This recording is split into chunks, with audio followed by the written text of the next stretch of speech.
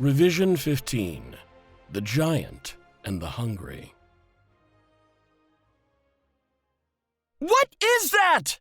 Sami screams. An eld! Checkmate Mantis stridulates back.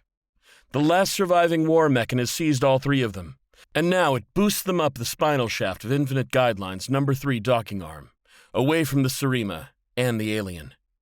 That doesn't tell me anything! The undimensioned thing passes after them. It makes a sound like a great unzipping, like a train car shuddering down loose rails, like an icebreaker crashing through a pack of blood clots. The mechans sawed at it with frontline pinnacle effectors, with beams of molecular precision and shaped charges of surpassing penetration. It could be harmed. The flesh was cut, the white bone blasted. But the thing rotates through strange dimensions, and new, uncut flesh is there instead. The mechans were reduced to graphs. It's old, Tannuk grunts. Eld means it's old, dug up, like from inside Kavaron. Yes, old. Everything in Pinnacle space is too new, you understand? Too young. Space should have been dominated already, full of life, but instead we grew up in calm and lonely stars. Only once in a while we find something older, and the Dricks come. Would be nice if they showed up now, Sami howls. The wall of the shaft ahead of them turns to chalk. Another alien erupts into their path. This one is different in aspect. Webs of bruised purple tissue cover a long, ridged head, binding together branching limbs. Sami kens a shared logic between those webs and the graphs left behind by the thing chasing them, but then Sami also realizes that it is about to devour them. The mechan, bless its reflexes, immediately diverts. They zag out of the spinal shaft through a lateral process, out into a huge half-empty hangar. Emergency bulkheads slam shut behind them. Spotlights flicker on. At the center of the hangar, the hulk of a ship not very different from the Surima drifts in a protective web. Pinnacle has either been refitting it or stripping it apart as a hazard to navigation. Bad omen, Sami whispers. I see a reactor, Tannuk says. All the fusion drive components are in hot cells, but the fission power reactor is still intact. You want to make a weapon, Checkmate Mantis stridulates as softly as she can. But our weapons don't work. Pretty easy to see why, Tannuk says. Somewhere in his blessedly stable attention stack, evolved to keep thinking while Kavaron's giants tumbled primordial Kav underfoot, Tannuk has been analyzing the battle. Isn't it? I don't have autos for this, Checkmate Mantis admits. Nobody taught me monster killing, Sami says. Yeah, me neither. But I do know basic engineering. Tannuk snaps his work claws open and shut. Every time our weapons hit those things, they cut part of it, or blow through part of it. But most of it isn't there. It's somewhere else. Buried in the lamina, maybe. How do we hit the rest of it when we can only see part of it? Burn it, Checkmate Mantis warbles. Poison it. A spreading acid, a chain reaction. Electrocute it, Sami says, remembering about 7 dozen electrocutions on the Surima. Any of that might work. We just need... The emergency bulkhead crumbles. Tentacles curve out of the shaft behind them, probing into the hangar along invisible gradients of appetite. Time, Sami says, finishing Tannuk's sentence. You know engineering, Checkmate Mantis says. I am more expendable. I will divert it. Go. And before either of them can protest, the mechan hurl Sami and Tannuk at the ship hull. Pinnacle is under attack. The giant is gentle. It does not wield its weapons unless it must. It would prefer to gift, bribe, plead, bargain, cajole, interdict, and coerce. But there is a scourge loose on Infinite Guideline. There are holes shot through her immensity. Inchoate matter pumps through her space, and now boarding craft full of solar knights and gravkill paladins fall upon her like viroids, shooting the rapids of enemy interception to shatter Guideline's great blue flanks and deliver their warlike passengers. They want the Surima, and control of the Surima's only way out, the Eternity column. This is more than a giant can bear in peace. Guideline's main power may be gone, the nerves may be snipped, but if there is one word you can apply to the giant, it is decentralized. All across the station, each on their own, Tactical Corps personnel reach the same decision. Release the violence, delegates. From rookeries all around Infinite Guideline, spikes of Arcjet lift Meccans free. They race out to meet the warships of the two faiths, bristling with effectors and spectral warfare antennae. Some are the size of pebbles, some are cutters, some are frigates. Gifts for those who come ungifted. They go at the warships of the faiths like castration scissors. Their target is the most vulnerable part of any warship, the radiators. Snip off the radiators and the heat of the battle has nowhere to go but into the ship itself. Melt yourself or surrender. But it is no easy task to stop up a Summist's warship recirculating fountains of molten metal, or paint over its blazing emissive panels. It is no simple task to kill a monoist warship's singularity heat sinks, buried in armored magnetic cavities deep within the hull. And on Guideline itself, where there is no heat sink to wick away violence, the war parties crash against each other. Here at last, the Sunstar Knights and the Monastery Gravkill Paladins who have ached for holy battle meet like hammers on the forge. There is a woman, a hero in the Battle of Maledict, Sir Catalina, who worships the brown dwarf aspect of the sun. It's humble, it's a failure, but steady in its failure. Failing now to keep ranks, she rushes ahead of her squires and photophori to charge the thinner, best of the armor fati, beloved of the monasteriate. They go for each other in the gardens at the base of Third Dock. But the thinner's Myrako Yamno, frenzied with will, comes between them, fast, close range. Modest Catalina burns him through and through, hotspot to cold exit, and the beam kills his armor in one blow. Call it the event, for no alibile stops it. Yamno tumbles on heartlessness, and his armor rings against him. Then the thinner, Fate's armorer, grips the tapped-out Catalina in his tides. Photophori cast their lances at him, but his armor denies their weapons. Gravkill means gravity killer, but there's a simpler word for the place you're drawn to die. Your grave. Call the thinner Grave Killer, for he kills foes before their time. All the garden rattles like a drum, beat by the gravid power of his grave. Seeing his knight at peril, young Isidore, Catalina's squire, born to the craft of mirrors but chosen to reflect war's blood and sparks, closes to her side. His error, though it's from good instinct, to stay by your knight. But the fist of fate grips all. As his mother once showed him how to polish the mirror fine, now he's scraped flat by the tides, flensed of his outer parts. Stretched and severed, he's bent over an invisible orb and broken, and his screams go out to the walls. It's like this, all over Infinite Guideline. War. And you'd never know who's winning, but for one thing. Among the melee, a hunger out of space whirls and feeds. It feeds on photophori and Pinnacle Meccans. It feeds on Sunstar Knights and armored constables from Pinnacle's tactical corps. It feeds on fools who didn't heed the warning to evacuate, and friends who stayed to lend Pinnacle their aid. But it does not feed on monoists. Not one. This hunger eats potential, the ability to become many things, and the monoists worship only one. If you were a clever giant, of course, you'd notice the pattern, if you had the time and the senses. Revision 15. A Better Sum. Sometimes you screw up so badly, Sir Vondam says, that there is no fixing it, and you just have to mark your life. Before, when I did all right, and afterward, when I failed. You can't apologize. You can't make it right. You just have to live with your failure, and try not to fail again. I should have killed you when you begged me to, but I didn't. I couldn't. And now we both have to live with it. That's my lesson, if you'll hear it. Alpha Rael, Haliya tries to say. Get out of here. Get back to the Sarima. Use the stone. But all that comes out is, Sir. We all have flaws, Sir Vondam says. Alpha Rael tries to move, and Vondam, without looking, cuts the bulky elevated boots of his suit off. The Kav armor just can't stand up to Vondam's radiance. The alloy fails instantly. The enormous high-traction, low-pressure foot pads snap off. Alpha Rael tumbles forward against a console, flailing in zero gravity. His human toes protrude from the armor's amputated ankles. stockinged and pathetic.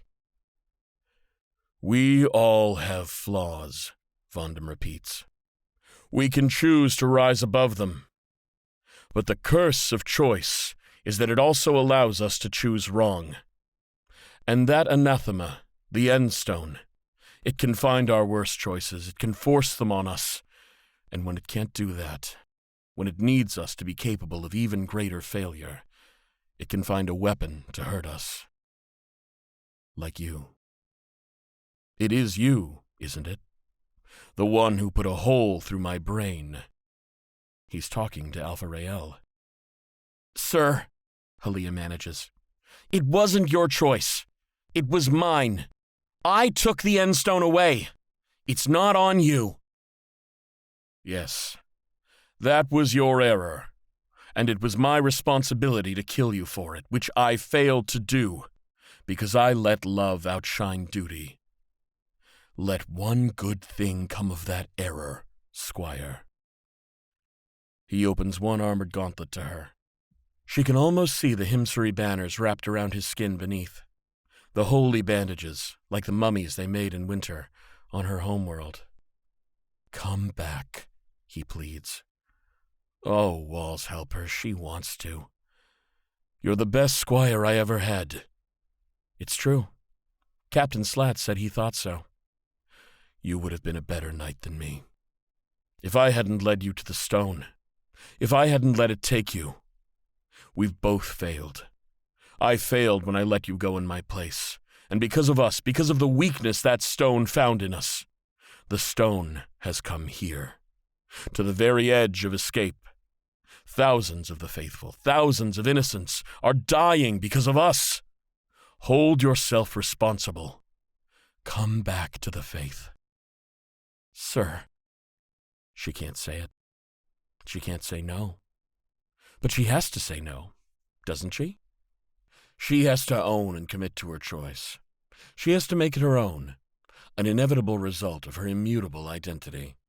Because if it's not her choice, if it's changeable, then it's the stone's. There is a love in her heart that cries out to go to him. "Sir," she says, "I understand why I had to do what I did. It's the sum.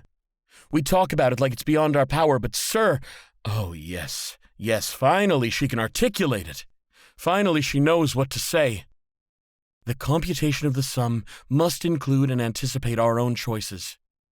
If I see that you choose to slaughter Kov in the name of greatening the sum, and I reward that with obedience and honor, and I return the Endstone to the Order so that it can be vouchsafed to a coronal and taken away, I am altering the computation of the sum.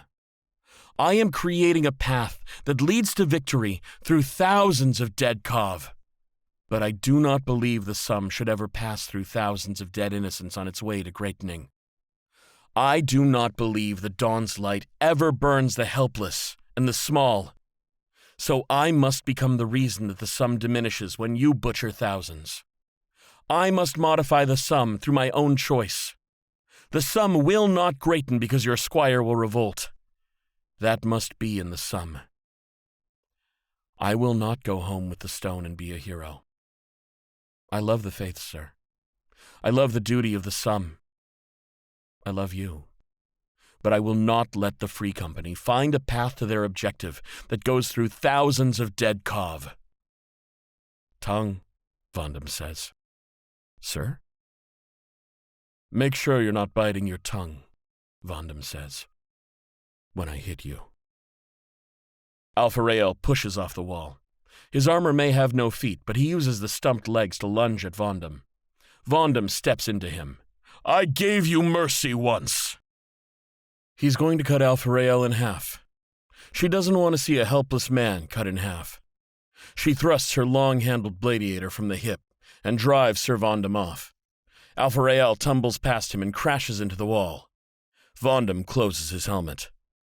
Squire Haliya, his voice comes hard, for conduct unbecoming of a companion of the Sunstar, and for egregious derogation of the sum, by my authority as a knight of the company, I hereby degrade you. I darken the illumination that showed you the rank of squire. I delight you from my service, and bar you against the path to knighthood. Remove your armor. The wound is beneath it. Remove the insignia of your service. They no longer signify. Surrender your weapon. It has wounded the faith. Do you understand me? Her pulse blasts in her ears. She hardly hears herself say, "Yes, sir, I understand you." He has cast her out of the Free Company. She has made it permissible for him to strike her with lethal force. And though her heart breaks for it, though her mind tells her it's futile, she makes a choice.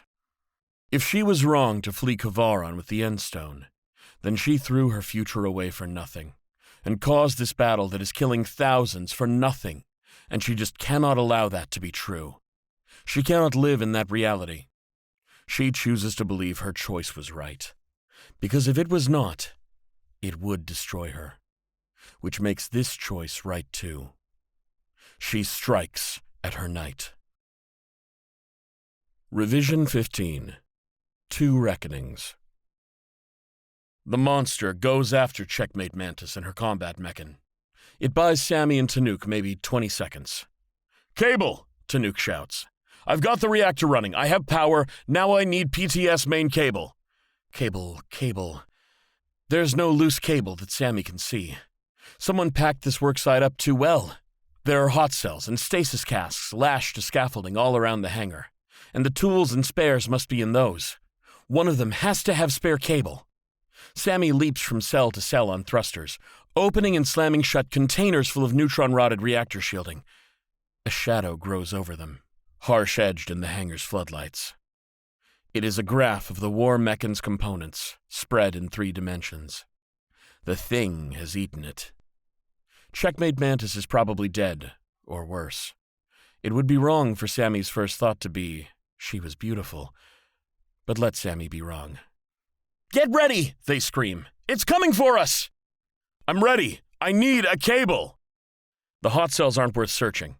They're all full of radioactive metal. Sami leaps for a stasis cask. According to its timer, it has been closed for more than 10 years. According to the label, it is contraband, sealed, type unknown, marked for careful disposal.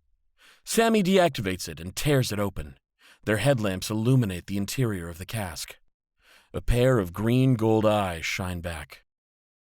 Sami's heart doesn't skip a beat. It leaps a whole measure. An orange and brown cat bristles and hunches into the back of the stasis cask. Her growl crosses the hangar's thin atmosphere as a faint whine. Her whiskers are white and long and very unwise. "Miri?" Sami gasps. It is. It's her. She's glossy, healthy, real. Oh, ways and ends, she hasn't aged a day. She was in a stasis cask. She walked away from the Surima when she was startled and went to a ship that looked almost like the Surima and landed in a stasis cask. That's why she never came back. She was frozen in time. And the ship ended up where nearly any private ship in Sothera will end up, getting an overhaul or a teardown on Guideline. But no one opened the cask, because no one remembered what was inside. She's all right. She's okay. She doesn't even know she's been away. She doesn't think Sami abandoned her for years. Sami reaches up to open their helmet. Miri tenses. "Shh," Sami whispers. "It's okay. It's me." The horrible clatter of the approaching thing rises. Miri yowls and vanishes. Weft walks away. "No!" Sami shrieks. "No! No! No!" "Captain!" Tannuk bellows. "She was here. She was right here!" "It's coming!" Sobbing, Sami leaps for the next stasis cask. Maybe she'll be in this one. She's not. The cask isn't even active. But it holds a coil of power transfer standard main cable, in pristine condition. "Got it!" Sami turns, hurls one end of the cable to Tannuk, then pins the other end against the wall of the cask, and strikes away the connector with their antenna rapier. The superconducting core gleams with the promise of lightning. Sami jams the rapier into the insulation further down the cable and lifts it like an enormous noodle on a chopstick. Something white and hungry shines in the floodlight's fill. The alien is here. "Power on!" Tannuk bellows. "You've got current!" Sami doesn't scream. Instead, they point the rapier and thrust it straight down at the center of the stasis cask until it strikes a plate of bone. The rapier pushes the cable ahead of it. Contact shorts the 2 bars of superconductor inside the cable, and current leaps between them. A spectacular buzz. A flash of fire. Power arcs through the thing's matter. It convulses in more dimensions, limbs rotate into existence and out again, grasping at things which aren't there. Huge, throbbing sacs of purple webbing spasm and rupture blue and red. Fire spreads in pale limbs along a shape that does not fit in Sami's head. "Tally-ho!" Tannuk roars. The second creature hits him from the side. "Tally-ho," Vondam says, mildly. She hit him. He took it right in the chest, but it wasn't enough. The armor of a knight is proof against directed energy. It wouldn't be much armor otherwise, would it?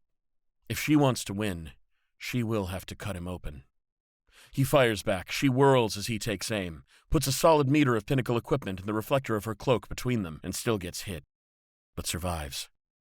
If he wants to win, maybe he will have to cut her open. He comes at her. They fight as they have fought on the sparring floor. That's the worst part. It's no different. There's no vengeful force or cold hatred to Vondam's shearing attack. He still loves her. She still loves him. He takes the linear roll, straight at her. Knife attacks usually lead with the empty hand, to grab and control, but Sir Vondam has no empty hands. If he gets in range, he will stab her 11 times a second, his median performance in training, until her armor gives. Haliya should take a contralinear roll, using her polearm to keep the range open, to fend him as he tries to close, but she knows she will lose that fight. It will keep her alive, because the less powerful fighter can buy time by giving ground, but it will not lead to victory. Eventually, he'll corner her. She never beat him honestly. Of course, she couldn't. He is decades her senior and a veteran of real battle. He's a killer.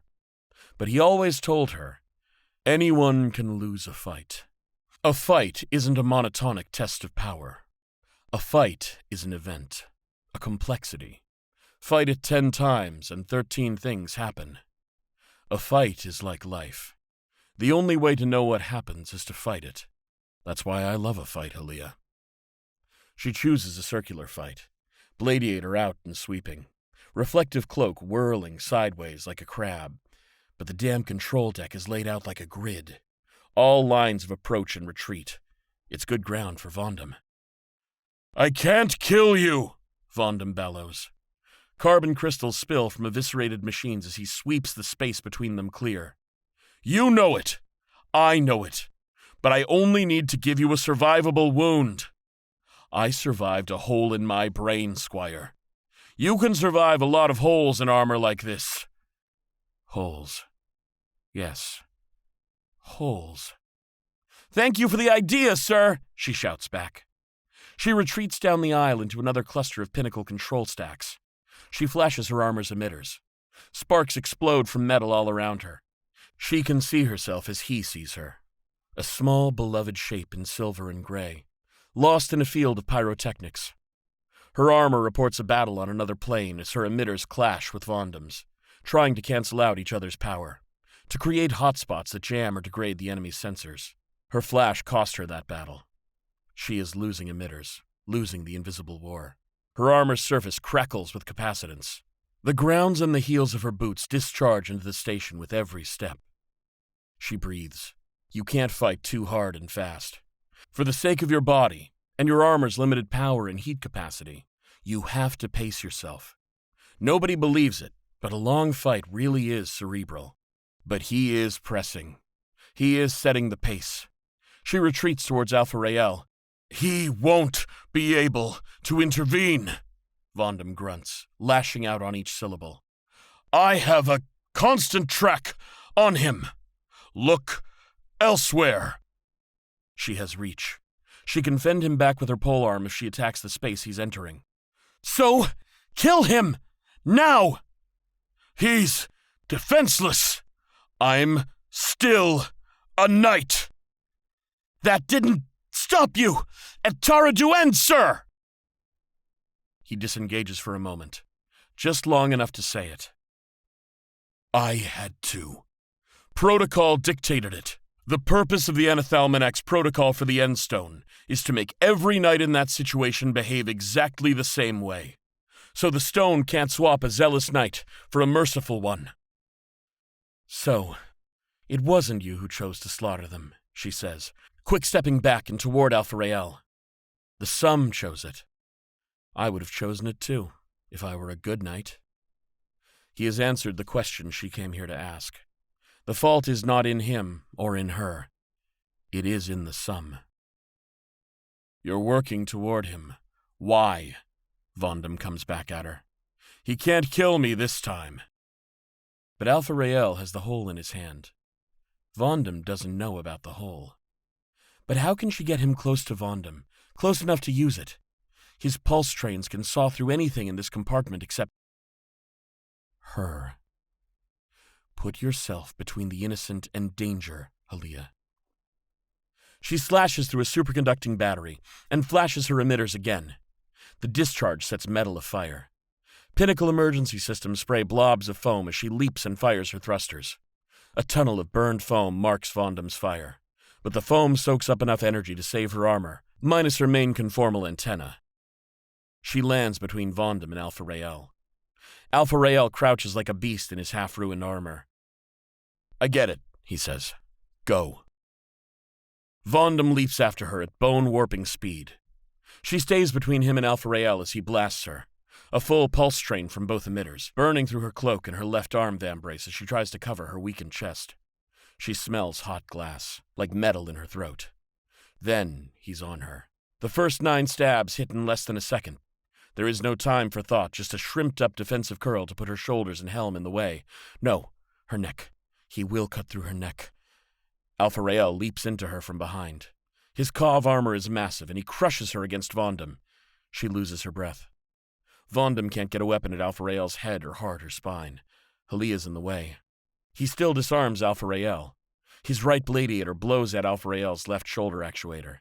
His left bladiator, tucked under Haliya's armpit, saws off the Kav armor's right cutting claw, exposing Alpha-Rael's bare right hand. Alpha-Rael reaches around Haliya and grips Sir Vondam by the back of the neck. Vondam's suit irradiates Alpha-Rael's hand with a burst of microwaves. Alpha-Rael screams and flinches. His hand blisters and burns from within, but he presses his sizzling flesh to the back of Vondam's neck. As Sir Vondam's blades punch into her failing armor, Haliya embraces him and jabs her right thumb into the hole in Alpha-Rael's hand. Through the hole, into the back of Vondam's neck. She digs her thumb into his vertebra and pops them apart. The second alien smashes into Tannuk from the side. He goes down under an inrushing fountain of alien flesh, constantly swallowing itself. Webbed purple tentacles lash at the half-disassembled ship, converting structure into a white lattice of plates and cables. "Tan!" Sami screams and lunges rapier first into the alien maw. Tannuk roars and cuts. His huge work claws scissor through alien gore. The thing is unmoved. It draws the injured tissue away into its higher dimensional body, rotates into place new flesh. The new flesh is burning. The alien keeps rotating, swallowing itself into newness. But the quicker it turns on that orthogonal lathe, the more it comes apart. Ash, dust, blasted ribbons. It rotates apart, like the trunk of a tree, obliterated, leaving all the branches to scatter. Sami's lunge crashes into the fission reactor housing beside Tan. "Are you all right? How did you—" "Wasn't me." "Then—" "You must wash," a voice says. They look up together. A slender bipedal figure in a gray silk wrap and armor of woven reed stands on the hangar ceiling. It has arms, a head, and a face, split down the center by a line of blue light. It holds a staff. On the end of the staff, there is nothing. "You are dusted in potential matter," the biped says. "It could be anything. It could be anywhere. You must wash it away or you will attract the Eld." "Did you?" Tannuk swats at a drifting chunk of alien. "Did you do that? Save me?" "On the end of this staff," the creature says, "is a 30-meter-wide black-body divergence in the ultraviolet range. It has been rotated into lamellar spaces where the stem of the L dwells. Thus I strike at my prey. I am called Tumulus, or Barrow. I am a sentinel at the cofferdam." "A Drix," Sami breathes. Goosebumps prickle their wrists. "Tumulus, or Barrow, please. Do you love cats?" "No," the Drix says. "They attract predators. I have saved the beautiful insect and delivered her to her post. Now I must hunt. Please spread the word to your fellow kinds that they must wash away the potential matter." "How do we wash it?" But the Drix makes a motion like a drawing in the air, and space unseams itself, wraps around the Drix, closes again. Barrow is gone. "Oh," Sami breathes. "Oh, Tan, no. We can't leave." "What? Why?" "Miri's still here. She's on Infinite Guideline. She weft-walked again. And the Drix said cats draw predators." Captain. Tannuk grabs a handful of PTS cable and throws it to Sami. "Take hold. Come to me. Miri's safe. She's safe." "She's not safe. They're eating this place. They're going to eat her." "Captain, take hold of the rope." "Tan, you aren't listening. We have to go out there now. We have to check every single stasis cask in this hangar, and then we have to find a directory of every stowage on the station, and we have to open all the casks, every single one, until we find her. And then we have to keep her calm and safe until we can get her back to the Sarima, and then we have to make sure she's never scared again so she doesn't—" Captain Sami, you're having a panic attack." "Tannuk, you aren't listening!" He wraps his arms around Sami. He draws them away from the skeletal ship, this dead ship. "I am listening," Tannuk says. "I can't decide what to do next. I need you to do it for me. Are we going back to the Sarima to finish the job for the Metal Man? Or are we going to look for Miri? It's your choice." It's not a choice at all. They're going to look for Miri, wherever she went. She'd go to a safe place. She'd go on a ship that looked like the Sarima. And maybe, by some feline instinct, she knows that stasis casks are the safest place. It's not a choice at all, because both choices lead the same place. Sami grips Tannuk's helmet. "I know what to do, Tan. I know what to do." Vondam could still control his armor through his nerve interface, but his squire reaches through the hole in her enemy's hand and cuts her knight's nerve interface away. She is not crying. She is not afraid. She finds she only wants to carry this out as swiftly as she can and go. Now Vondam is helpless. He is only human. All his germline modifications and recombinant augments can't save him from the need for a spinal column. Maybe he wishes, now, that he had replaced his nerves with Inocalla, so he could think with light. "I have made my report," she tells him. "I cannot serve the sum, because I believe the sum is wrongly calculated. Therefore, I must lessen the sum, so that, in seeking to greaten itself, it will amend its calculations to show mercy. I also ask pardon for Alpha Rael. He chose to turn away from Inevita, and should be granted a new life." "Kill me," he says. "Vondam," she says. "Not sir. You know I can't. You will try to escape with the Endstone. Our fleet will destroy your ship, and if that fails, the fleet will destroy Infinite Guideline. The sum demands I stop you before that can happen. And the only thing you can do now," she realizes, "is demand that I kill you, so that maybe I will stumble on my love for you and hesitate." "No. I must be destroyed, Haliya. I failed because the Endstone still moves me. I am Anstruth. I am not who I was. I am a curse. I will lessen the sum. I cannot bear it. Kill me, Haliya." She lifts Alpha Rael off her and rises to her feet, stares down at that battered, beloved face. He was so good to her. He had so much left to teach. But that teaching was interrupted by another lesson. She cannot do what the sum asks. She cannot kill her way toward a better tomorrow. If there is a drowning man between her and the best destiny of the cosmos, she cannot swim past him. She must help him back to shore, though it means turning back and never making the crossing. The shattered, sparking ruin of the control deck slowly floods with emergency foam. It hardens on Vondam's armor like meringue. "Let him live," Alpha Rael pants. "He's burned badly and it has his blood up." "You don't want to kill him, it's obvious, so don't. You, Vondam. It's better if you live." Vondam's eyes flick to him. "Why?" "Don't be a hypocrite," Alpha Rael says. "You just said it. You can't make it right, so live with your failure and try not to fail again. Go throw yourself before the Cov and let them execute you, or go sun yourself into a raisin. I don't care." "Quiet, Hollow Man. I'm not speaking to you." "Why? Why do you need so desperately to leave this system? Is it because we succeed? Is that it, Anathema? We will relight Sothera, and you can't survive the radiance. Is that why you had to call Alpha Rael to you and flee?" Alpha Rael rolls his eyes. "You think you can talk to the Rock? Fine. Rock here, we are going to feed everything in Sothera to the Supervoid, and concatenate it with Point Prime, and it will all be reborn into the next eternity. It's inevitable. So I'm moving on to new stars to see them turned into cenotaphs to the glory of him who falls. There. Happy?" Alpha Rael dips his limbs into the pinnacle emergency foam, trying to seal it back up for the return to the Serema. "We have to go," he says. "I need the Endstone to guess the codes to the warp ferries. Are you coming, Haliya? Or are you going to stay here and play martyr?" "No," she says. "I'll go. I made my report and begged your pardon. I've been cast out of the Free Company, but I am still a summist. I place myself on errantry, sir."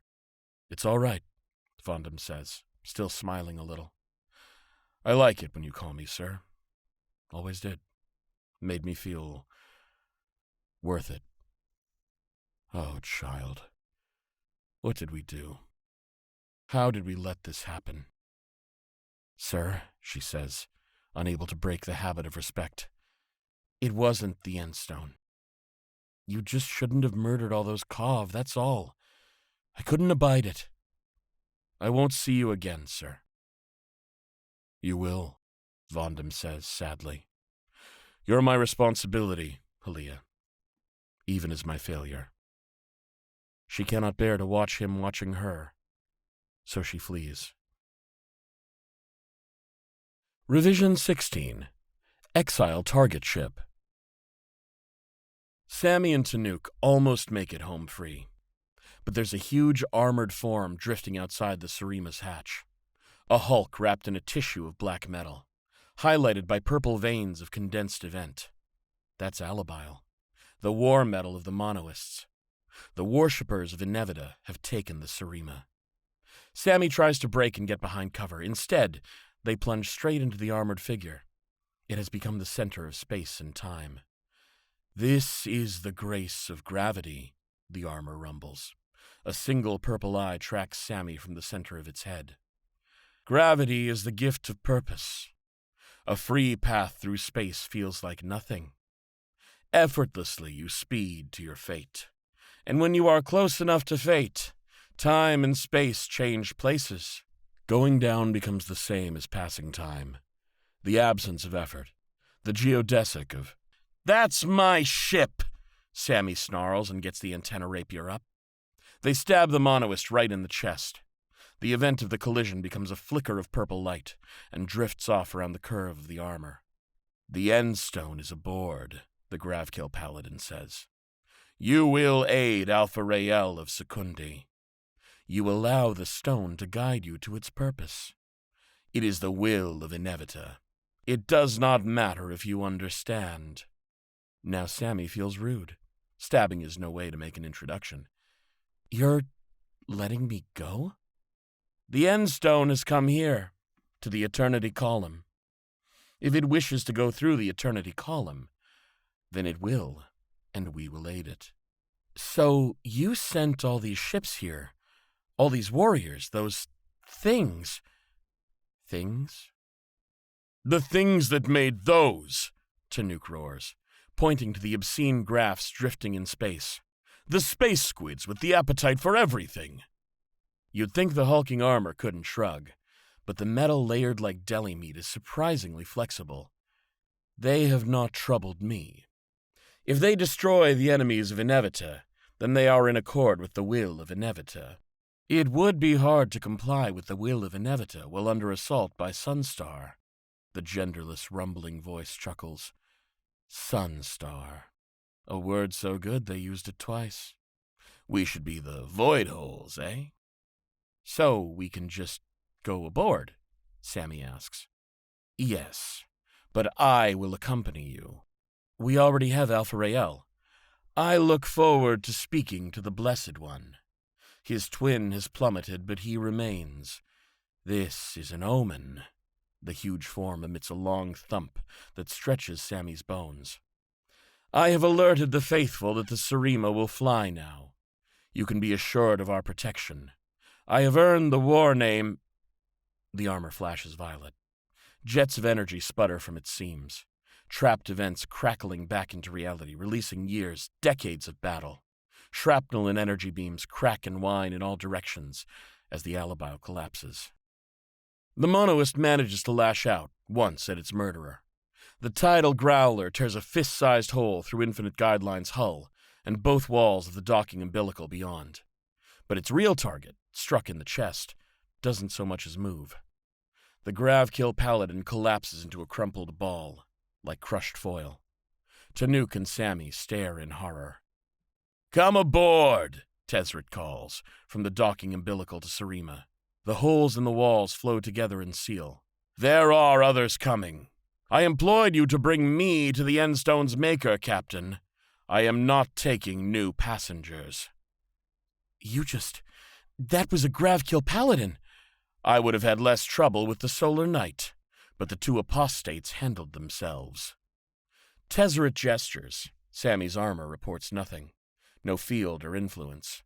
But the crushed ball of Alibile drifts into Tezzeret's outstretched arms. You have such fascinating machines here, Tezzeret murmurs. But they do still answer me. Alpha Rael and Haliya fly back to the Surima under the terrifying scrutiny of warships. Their suits strain and blister under the sheer heat of probing sensors. Both sides of the war are watching the Surima, waiting for any sign of activity, any report that their forces have boarded it and made it secure. Tiny white puffs ahead of them, and two cheerful running lights, draw Alpha Rael's eyes as Pinnacle Warp Ferry maneuvers like a friendly shrimp to grapple with the Surima's prow. I still can't believe you guessed that code, Haliya says, breaking her long silence. Inevita provides, Alpha Rael says, which is probably not wise, because Haliya's the one with the thrusters, and she could throw him into space. Some Free Company warship decides that the warp ferry is an unacceptable risk of escape. Targeting LiDAR bites into the Surima. The raster of the beam speckles its hull with black pixels. Then, everything freezes. Looking up, down, all around, Alpha Rael finds the battle slowed to a crawl. The stars are burning brighter than he's ever seen. Paintbrush strokes of energetic violence cover the void. What's this? Haliya calls through her grip around his waist. She's steering his hulked armor with her thrusters, but struggling. Vondam hit her quite badly. Tactical Event Horizon, he realizes. A Cherazad. The Monoist must have sent an Ineviter to protect us. We have time to hook up the warp ferry and go. Oh, Haliya says. Don't your people want the Endstone? Why would they help us go? Don't look a gift horse in the ass, Haliya. What? What? She pushes him into the Surima's dorsal airlock. It cycles him through and he struggles out of the Cov armor. He rushes to the hold before she's even in behind him. The only reason he could have guessed the warp ferry's code correctly is that he used the Endstone. But he hasn't used the Endstone yet. What happens if he can't get it out of stasis and use it? Will there be a paradox? Will he be suspended in an eternal error, cast out of the Eternities as an orphan from the flow time? He finds Captain Sami fidgeting beside the active stasis cask. I am glad to see you, they gasp, throwing their arms around Alpha Rael. Alpha Rael hugs them back, quite unsure what made Sami so glad to see them. Tannuk's up in the cockpit, making ready to fly. We've got to get this open. Yes, I need to use the stone. Yes, I know. You do? To figure out our course once we make it into warp? Yes, Alpha Rael says, but also to decrypt the warp fairy. But you've already done that. But I won't have done it unless I do it now. Never mind. Let's open it up. Sami triggers the stasis cask's release and throws himself down on all fours. They look pathetically hopeful. The stasis cask deactivates. The mirrored barrier vanishes. The Endstone waits. Alpha Rael reaches for it, like it's the box full of everything he loves. In the dark behind it, a tiny voice says, "Nyeh?" Sami tries to say something, but all that comes out is a sob. A cat trots out of the dark. It sniffs skeptically at Alpha Rael, then crashes headfirst into Sami's outstretched hand. When Sami doesn't move, the cat rises up on its hind legs, bunts its face against Sami's, makes a sound a bit like a duck with its tail stepped on, and begins to lick Sami's forehead. When Sami tries to move, the cat shouts, "Nyeh!" and grabs at Sami's head with one paw, as if to hold them in place. Presumably, Sami doesn't smell like the cat at all. This will probably require a lot of licking to fix. The Endstone brushes Alpha Rael's fingers, as if to say, "Wishes do come true." "You still won't get the ship repaired without me," Tezzeret says, from behind Alpha Rael's ass. "Don't consider yourself released." Sami doesn't seem to hear. Sami is sobbing with joy.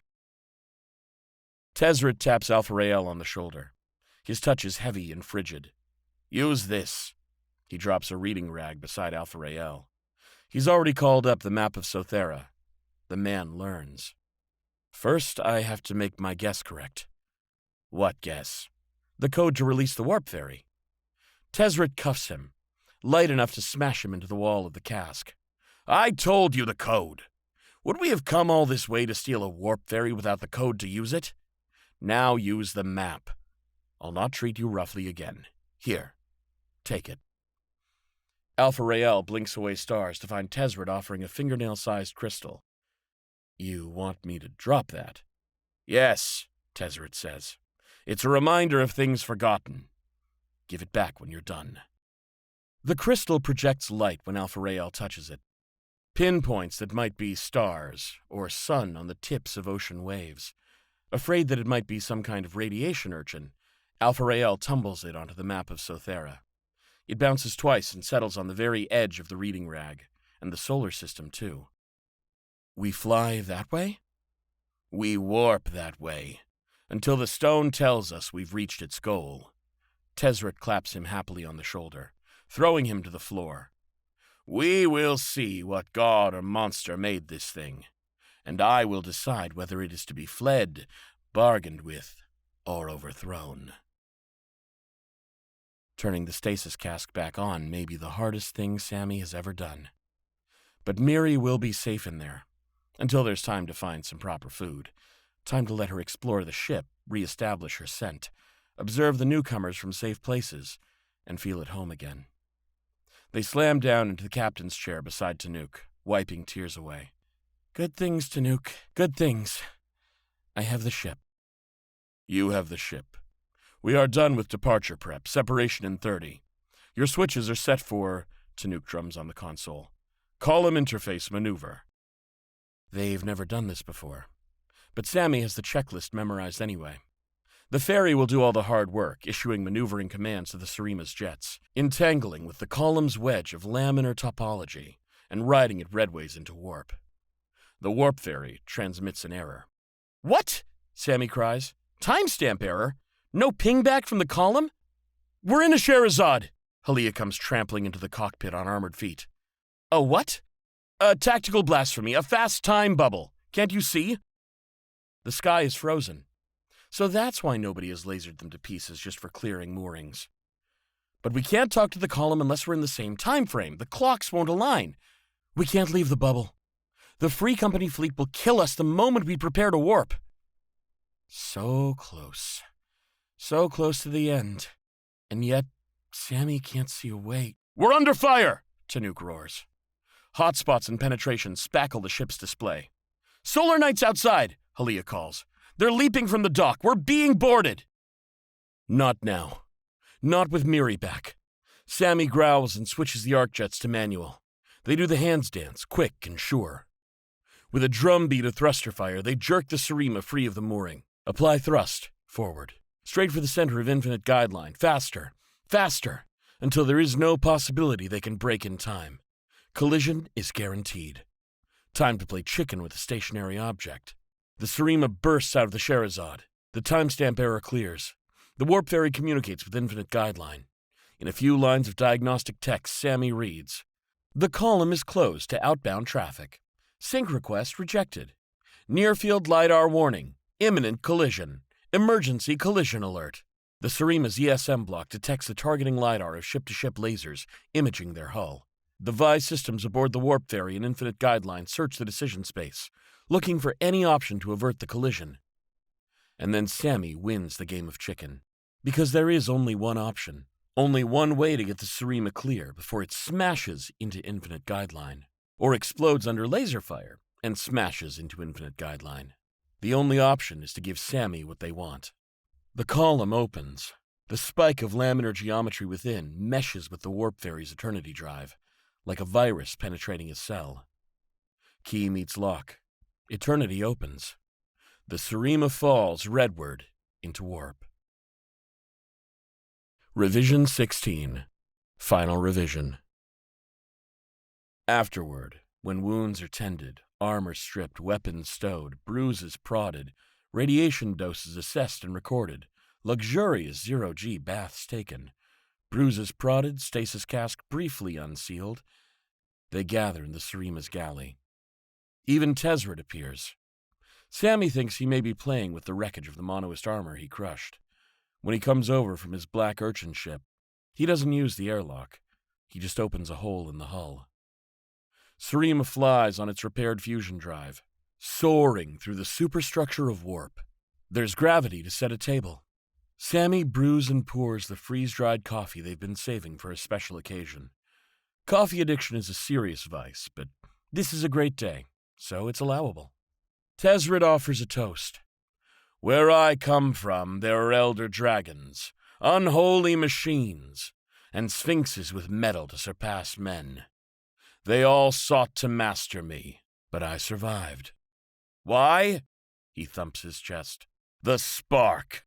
In here. The fire of possibility. And what fuels it? The unknown becoming known. You discover what you do not have, and you take it. We have taken a piece of the unknown." Everyone stares at him. "You've done well," he offers. "All of you."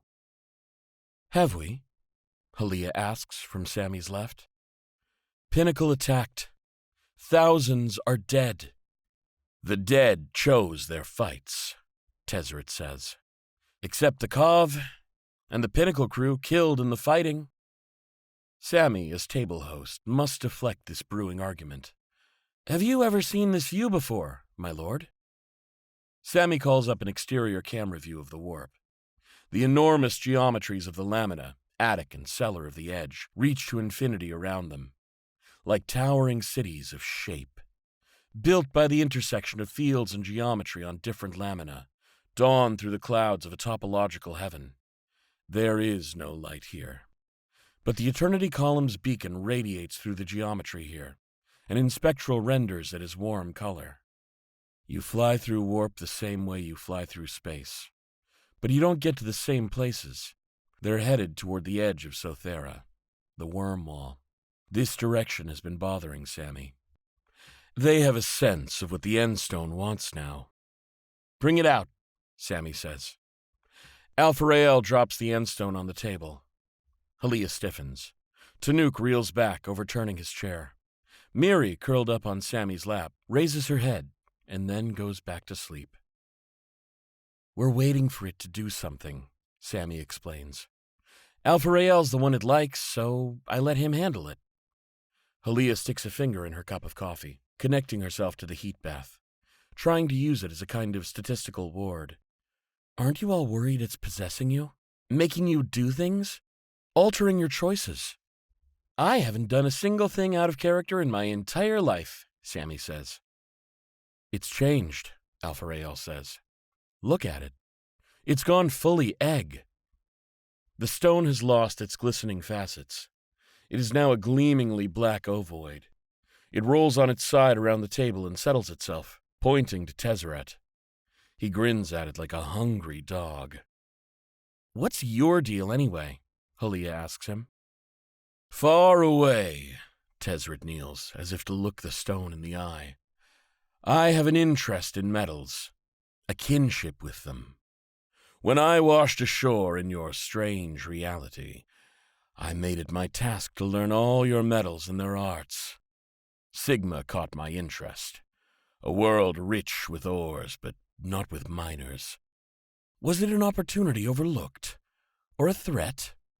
Where metal gathers, sometimes danger grows. And then Menon showed me. He reaches out one clawed metal finger, almost touches the stone, does not.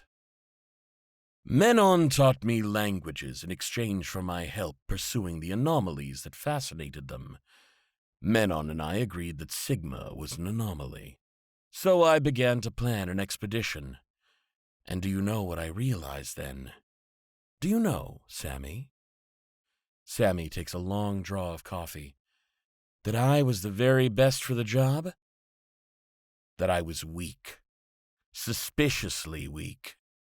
That my organization lacked specialists in the recovery and handling of artifacts.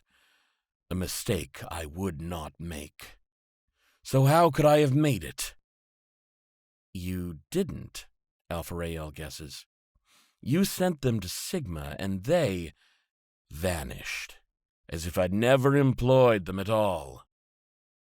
But why? If the Endstone wanted to leave Sothera?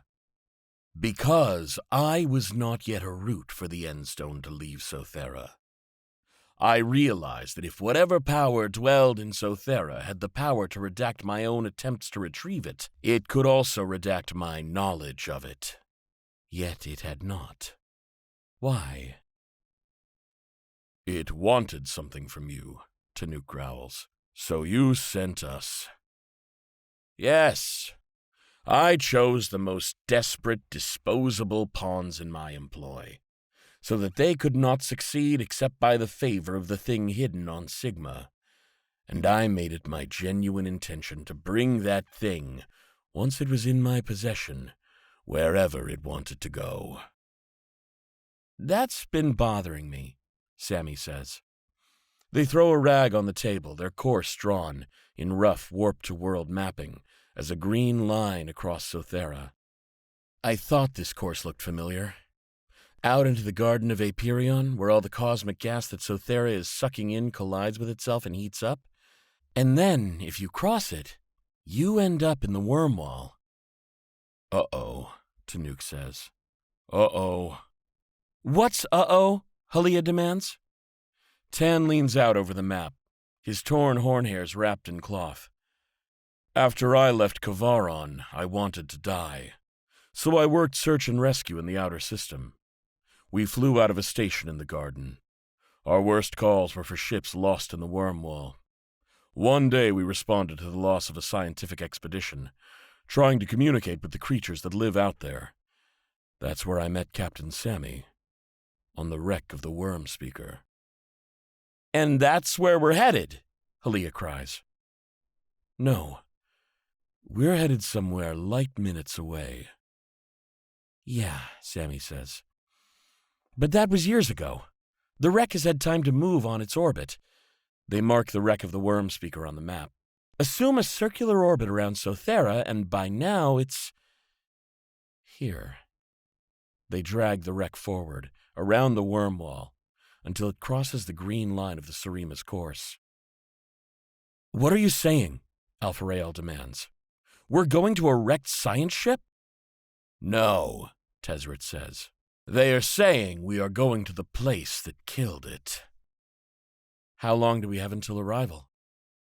Sami sees stars. They sit up and grip the table. A terrible silence has taken the Surima. The engine, Tannuk says. The engine's out. Can't be, we have gravity. A proximity alarm wails from the cockpit. Their view of the warp outside reverts to an emergency display, cutting off the view of something closing around the Serema like a hand.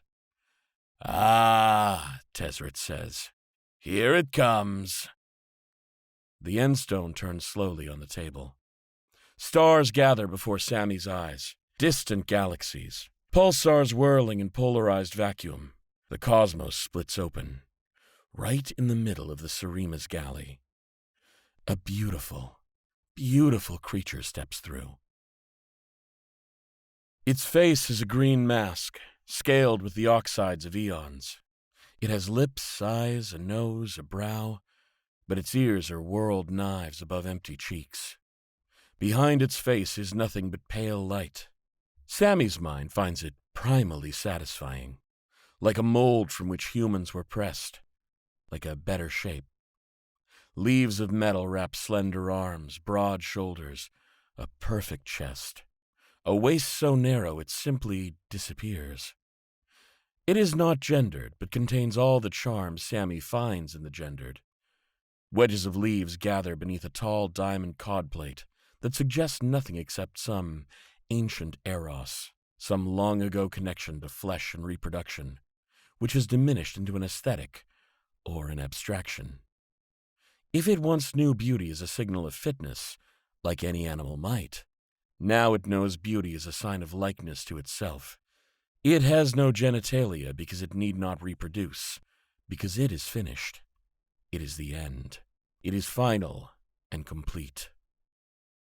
Alpha Rael grabs the Endstone. It buzzes in his hand like a wasp. He cries out and drops it. The figure translates beside him. The Endstone falls into its hand. The figure cups Alpha Rael's face. He screams. A voice sounds, though the face does not move. Touched by the core, blessed. Alpha Rael drops like his mind has taken flight. Haliya lunges. Without her armor's power supply, her bladiator is only a molecule-fine cutting edge. The expressionless thing reaches out to catch her. Haliya's blade goes through 2 of its fingers.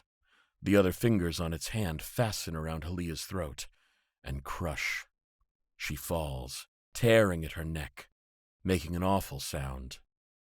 Tezzeret lunges to catch the severed fingers. You smell of aether, the voice says. It reaches out with its cut hand and touches Tezzeret's chest, above his possibly absent heart. Nothing happens. It makes a soft, curious noise.